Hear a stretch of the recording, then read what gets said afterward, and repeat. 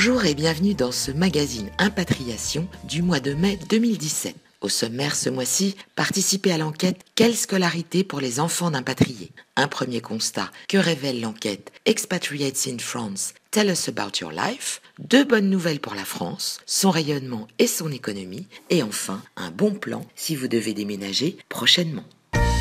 Vous gérez des impatriés? Plus que quelques jours pour participer à la troisième enquête réalisée par Paris21.tv et parrainée par Open Sky International, intitulée « Quelle scolarité pour les enfants d'impatriés ?» Celle-ci va nous permettre pour la troisième année de répondre aux interrogations liées à la scolarisation des enfants des impatriés résidant en France. Pour accéder au questionnaire, rendez-vous sur mondissimo.com.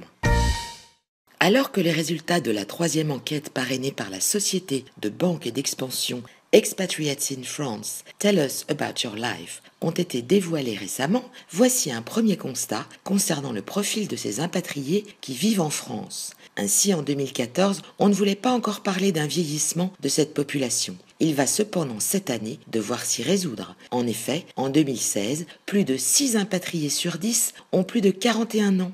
En revanche, la parité reste stable depuis 2014. Ainsi, les impatriés sont majoritairement de sexe masculin. Si vous n'avez pas envie d'attendre le mois prochain pour découvrir leur nationalité et leur provenance, consultez sans attendre les résultats détaillés de cette étude et rendez-vous sur mondissimo.com. Selon les résultats du dernier baromètre EY portant sur les investissements étrangers en France, leur nombre aurait augmenté de 30%. Placé en troisième position sur le podium européen, l'Hexagone se retrouve malgré tout derrière l'Allemagne et le Royaume-Uni, qui occupent la première place, mais n'enregistre qu'une progression de 7% depuis 2015, avec 1144 nouveaux projets d'investissement.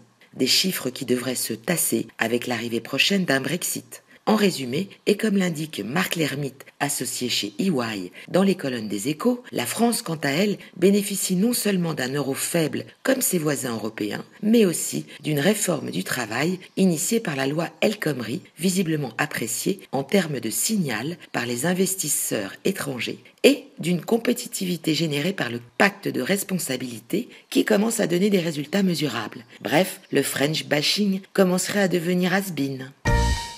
Autre bonne nouvelle pour la France, alors que l'autorité bancaire européenne, l'EBA, devrait quitter Londres pour cause de Brexit, Paris serait, selon François Villeroy de Galhau, gouverneur de la Banque de France, en bonne place pour l'héberger. Mais il précise qu'une telle décision incombe au gouvernement. Pour mémoire, comme l'indique l'Express dans un article du 29 mai, l'EBA s'appuie sur quelques 170 personnes basées à Londres et originaires de 27 des 28 pays membres de l'UE et a notamment pour rôle, depuis la crise financière de 2011, de rédiger pour le secteur bancaire des règles communes pour tous les États membres de l'UE et de veiller à la protection des consommateurs de produits bancaires. Besoin de déménager ? Sans tarder, allez visiter le site de Bailly Déménagement et découvrez des professionnels du secteur qui, avec 187 années d'expérience, effectuent 8000 déménagements par an. Et les services qu'ils proposent vont plus loin encore, puisqu'ils peuvent non seulement faire suivre votre courrier à votre départ, mais aussi assurer les transferts d'abonnement ou encore les formalités administratives. Alors pour en savoir plus, allez sur déménagement-bailly.com.